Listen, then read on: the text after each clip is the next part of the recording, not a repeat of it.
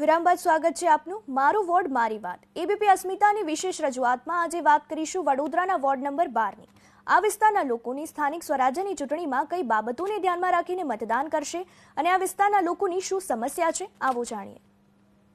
મારો વોર્ડ મારી વાતમાં વડોદરાના વોર્ડ નંબર 12ની વાત કરીએ છીએ, જ્યાં 4 કાઉન્સિલર ભારતીય જનતા પાર્ટીના છે. કેટલા કામ કર્યા, કેટલા બાકી રાખ્યા, જનતા શું કહેવા માંગે છે.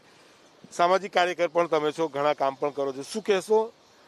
ચૂંટાયેલી પાંખ કામ કર્યા છે, નથી કર્યા, બાકી છે? સૌ પહેલાં તો એબીપી અસ્મિતાનો હું આભાર માનું છું કે આ પ્રકારનો કોઈ કાર્યક્રમ રાખ્યો છે.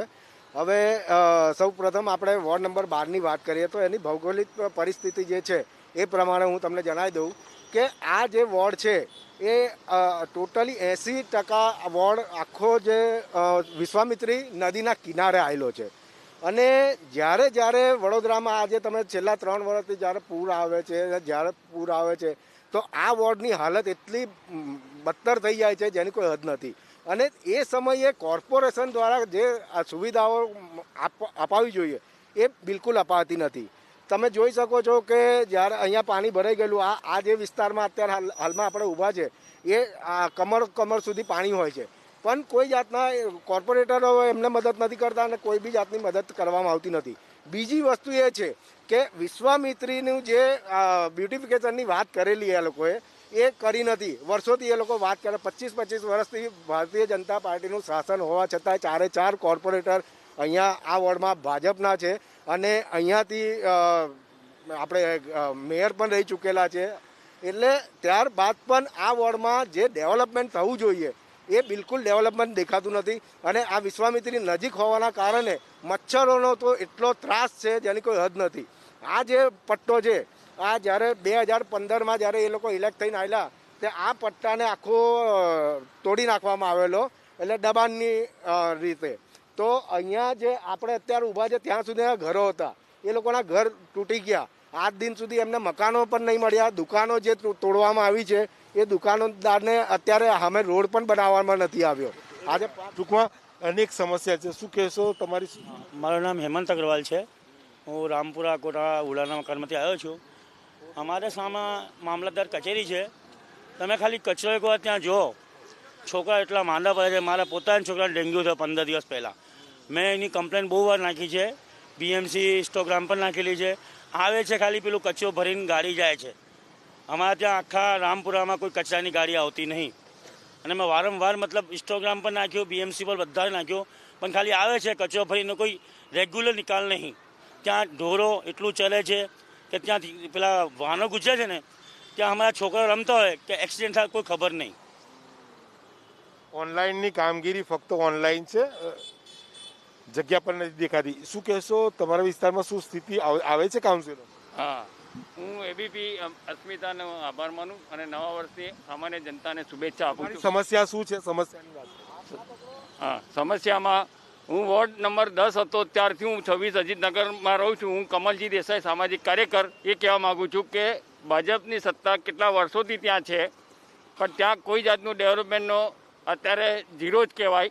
એનું કારણ છે કે ત્યાં રોડ હજુ આજની તારીખમાં બિસ્માર હાલતમાં છે અને ત્યાં એની આજુબાજુમાં કરોડો રૂપિયાના બંગલા છે, પણ લોકોને કૂદીને, એમની જે ફેન્સિંગ છે એ કૂદીને જવું પડે છે. એમને મેઇન રોડ પરથી જવાની કોઈ સુવિધા ઉપલબ્ધ નથી. અને બીજું કે ત્યાંના જે કોર્પોરેટરો છે ખાલી ઇલેક્શન વખતે વોટ માગવા આવે છે, પછી આવતા જ નથી એ લોકો. અને બાકીનું શું પ્રોબ્લેમ છે અને જણાવવા છતાં બી એ લોકો અમને એપોઇન્ટમેન્ટ આપતા નથી હોતા.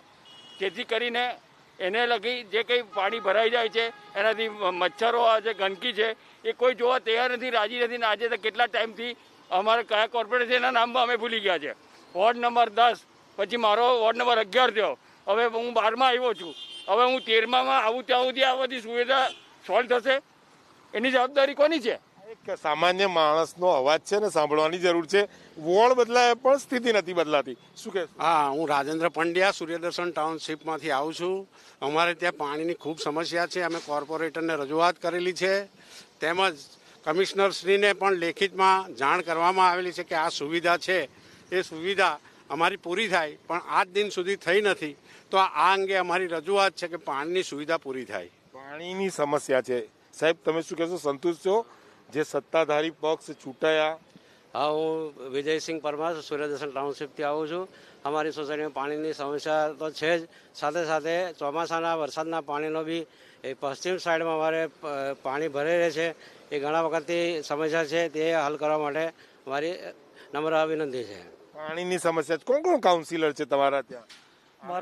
મારાથી કાઉન્સિલરો વિઝિટ તો લેતા નથી, પણ મારા ચૂંટાયેલા કાઉન્સિલરોને એટલું કહેવું છે કે જે સાંઈબાબાનું મંદિર છે એની પાછળ જે ગંદકી પડી છે એ પાણી જ્યારે ભરાય વરસાદનું તો ત્યાંથી પાસ પણ ના થવાય, પસાર પણ ના થવાય, એટલી ખરાબ પરિસ્થિતિ હોય છે.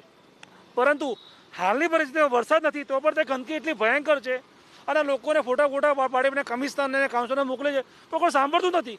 કેમ કે વોર્ડ નંબર 12માં સફાઈની કામગીરી ના થવી જોઈએ? આ ગંદકી એમને રહેવી જોઈએ? હાલમાં તમે મારો ઇન્ટરવ્યુ લેતા પણ તમે જોઈ શકો છો કે ફૂલ ગંદકી પડી છે અને ગંદકીનું ક્યાં સુધી પ્રમાણ વધતું રહેશે? એટલે આનો ઇલાજ તો કરો. મારા કાઉન્સિલર સાહેબોને એવું કહેવું છે કે ત્યાં ગંદકી પડી છે, જ્યાં હું રોજ ત્યાંથી પસાર થાઉં છું, સાંઈબાબા મંદિર છે, ત્યાંથી આજુબાજુ લોકો રહે છે, એ ગંદકીનો ઇલાજ ક્યારે આવશે? સારું, અન્ય લોકો સાથે વાત કરીએ. શું કહેશો, શું સમસ્યા? આપણે આ વિસ્તારની અંદર જાણે નકશામાં ના હોય ને એવી પરિસ્થિતિ છે.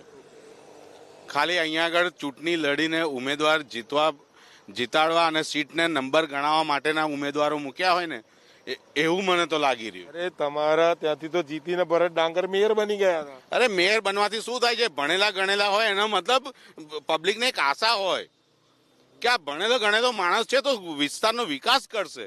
એ ખાલી લખવા માટે મારું વડોદરા, સુંદર વડોદરા, વાલું વડોદરા, આ સુંદર દેખાય તમને? આ વાલું દેખાય તમને? દેખાય છે અહીંયા આગળ તમને? બદલાવ ઈચ્છી રહ્યા છો, હવે તો ચૂંટણી આવી રહી છે. એ તો પબ્લિક બતાવી દેશે કારણ કે પબ્લિકને સહન કરવાની કોઈ પબ્લિક નહીં, હું તો દરેક માણસની વાત કરું છું કે દરેકને સહન કરવાની એક કેપેસિટી હોય.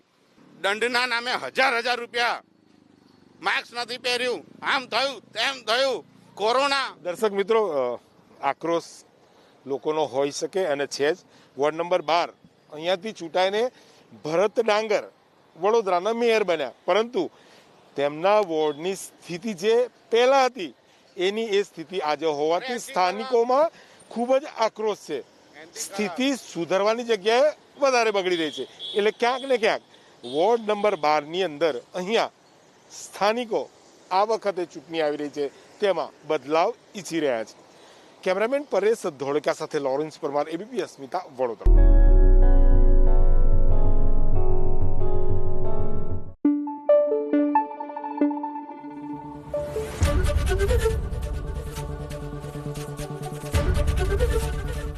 એબીપી અસ્મિતા, ગુજરાતની અસ્મિતા.